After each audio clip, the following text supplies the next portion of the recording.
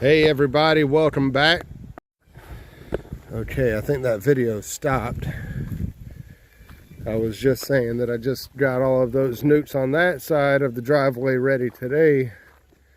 There are 16 of the 2-frame, and there are 5 frame newts, and they the wire's not up on the vineyard, so I can walk right through here. But soon there'll be muscadine grapes planted all right out through here. I think we're going to put in 120 muscadine grapevines and a bunch of different varieties. So I'll look down look, you'll see. There's the row. There'll be a grapevine planted there, and then again every 15 feet I'll have a vine. But so in these 5-frame newt boxes, I've got 1 frame of brood and 4 foundations, and there's plenty of honey on that to sustain them. That's why I'm not feeding them. Same thing in this one. So that's what's in each one of these. I'll open this one here and just show you what's going on. I don't know what I did. Looks like if I hit the volume button with my finger, it's going to stop the video. So let's see. Let's look in here right quick. There's 1 frame of brood, but it's just barely some brood on there and mostly food. And then 4 frames of foundation, because all I'm going to do is drop in a ripe queen cell tomorrow, and these are just queen mating newts. Okay, I'm not trying to use these as a 5-frame newt, or you know what you would normally get as a newt that you would buy to start a whole new colony. These are just production style, so I can put cells in them, get a mated queen, sell the mated queen, and then put another cell in there right away. And we're going to be doing that over and over. And we've started a business. We've started a queen rearing business, and this is just the baby steps. This is barely the beginning. Learning the ropes. We've got this to come all the way down here, but I'm planning I can go all the way, you know, I can put rows and rows of them, depending on how the business goes. Maybe some of you northern folks will want to get some nice queens shipped up there that are started early, because I know you guys are just getting started in some places. And then we're over here in the Sandhills of North Carolina, kind of like the middle part of North Carolina, so it's full-blown springtime here. I mean, we're nearing the end of our honey flow at this point. So I've got some hives over making honey, and then some I'm using as resource hives that I'm pulling frames of brood out for this and frames of brood out for that and all sorts of stuff. But just wanted to show this off a little bit, a little walk around for everybody that's been here before. You know where you're at. You're coming in the driveway right there, and this is what you're going to see from now on both sides. An orchard or a vineyard on both sides with a bunch of honeybees. And this is just 1 row on this side and 1 row over there on the back side. And I've got all the wood and everything to build a whole bunch more of these 2-frame mating newts. And I've been grafting my butt off, learning how to make these cells. This is a little stumpy one. I think that's why it didn't hatch. But I mean, the overall length is that right there. That's a stumpy. But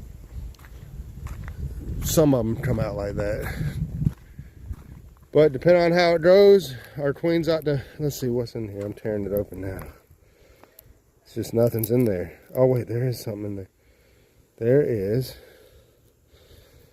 Oh, let me get to where I can do this. There is a queen in there. Okay, there you go. She just never hatched.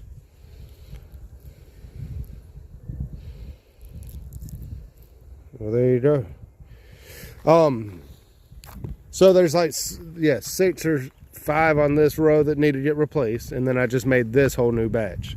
Anyways, that's it. Sorry to drag the video out. But I'm going to carry you down here and show you a little more. So stick around if you're sticking around. Hold on, I'm going to stop the video. All right, so we're just further on down the driveway, and I want to show you this first. Way up there in that tree. Hold on, let me find it with my eyes first, and then I'll zoom in on it. Okay, there it is. There is a swarm of bees. Way up there. And that's probably the size of half of a couch cushion. That's how I described it on the phone earlier. Okay, so that swarm came out of one of the hives that I'm using over here as a cell finisher. It's a double deep that I found the queen. I moved her downstairs and put a queen excluder on. And since then I've been stealing brood from the top, using that top as a incubator for cells after they've been in my starter for a couple of days. And I put a honey super on, and then I had another box on, and well, I was trying to figure out which one it was that swarmed, and it was this one right here. So you may still think, oh, there's bees in there. That's not who swarmed. But that doesn't tell you anything, that they leave behind all of those bees. There was no queen, barely any actual bees in there whenever I did open it up, besides nurse bees and a few foragers, a couple of swarm cells. They were like high up on the frame, so maybe super seeder cells. I don't know enough about it, but some nice pretty cells. So I think I left one in there. I moved one frame with a cell there, one frame with a cell there, and I'm feeding them because there's barely any honey on them frames. Same with that one. I'm going to put a cell in that one, a queen cell of my own that I made. A queen cell there and a queen cell there. And these will be 5 more queen mating nukes. And then, let's see, I got a starter over there, the 2 more finishers, and another starter's back there with a syrup bucket on it. That's what that syrup bucket is right there. And then this is my little laboratory. That's the mother. This is the one I'm grafting from right here. Lately, or so far since April 2nd when I got started. That's it. This is my little laboratory where I've been doing all of my grafting. My little grafting table set up, and my extension cord just gotten unplugged, but that's fine. I'm not messing around up here right now. Just have a look real quick at all your cell cups and queen drafting tools and headset. I'll probably come up here tomorrow and do another round. And then here's a bunch of little cups, a bunch of stumpy ones I pulled and didn't want to use. When they come out like that, you know, there's something wrong. You didn't have enough nurse bees. I think what I did was my syrup had run out on my starter, on both my starters, and I thought, oh, there's plenty of honey in there. They don't need a bucket of syrup, but they certainly do. And pollen patty, like all the big guys tell you when you're starting a cell starter, feed them, over nude them. Let's see. All right, there's my Betel cat. Yeah, he's a good boy. All right, well, there's some of my irrigation line that runs all the way out there to the grape vineyard that I'm working on. So yeah, that's just a little bit of a longer video for you guys to have a look around. You see where that used to be the back 60, where I had 60 fig trees planted back here. And I've bulldozed all of that with my tractor, pushed it up into a berm, moved all of those fig trees. I'll walk you over there and show you. Hold on, I'll stop the video. I'll show you where I put all the trees. All right, let's see. I'm further on down the driveway, and I'm carrying you down there to show you where I put those 60 fig trees. I just came from right over there, and the gate is way on up that way, and we're further on down closer to the house. Let's see. Show you some of my in-ground fig trees that are looking great. These were in big pots last summer. I moved into the ground and they're doing great. Those over there are catching up. Now I've got 40 in this little area that are in ground that I planted as small little things, like I did the back 60 the year before I planted the back 60. And these are a little further ahead. You can barely see them in there right now, but then I went through and I tilled rows in between here so I could plant crops. And I got a few tomatoes in there. And that dark green is a whole row of potatoes over there. And all these fruit trees and figs and pears and plums.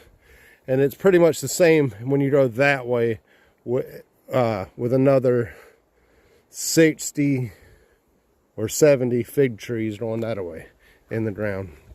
But I dug up these 60 that were in the back 60. You see them here in this little, these are all of those, and they barely grew back there. And we're having really good success with a lot of them living. Some we may lose, but a lot of them are coming back like that. Some are looking great. That's what I'm hoping for right there, is for all of them to shoot up a nice big shoot from the root. Like that one's doing it right there. I got them all tagged and labeled. That one's doing it there. That one ain't doing nothing yet. That's a weed right there. I got them in some really good dirt now. I've been watering them. I've got them mulched. Let's see, and that stick just feels a little loose. It might die. Some of them might die. That's fine. But I recovered a bunch of them. Then we got all these different varieties of figs here. All named varieties. These are all cuttings I just did this spring. I got probably about that many left to bring out here. And then I got all these. And we sold over 100 fig trees last summer in either at Figapalooza or at our one-day sale. And that's what all of these are. Then I've got, let's see, in the nursery, which needs some work, a bunch more fig trees there. A bunch of willows here to be planted. And these are tea camellia, and then some chestnuts and some pawpaw from Scott at Ethnoco. Then I got some oak, chestnuts, some more willows, a bunch of trees that are going to get planted around that orchard that y'all seen up there earlier, or around the vineyard is my plan. So that's it. All right, I just wanted to give y'all a little walk around, show you what I've been up to.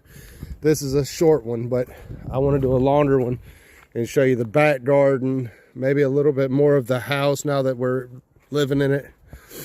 Reveal the honey house down there in black, but we're working down there right now on it. And yeah, I'll give you a better tour later on. All right, have a great day. Let me go edit this video and I'll put it up. All right, bye.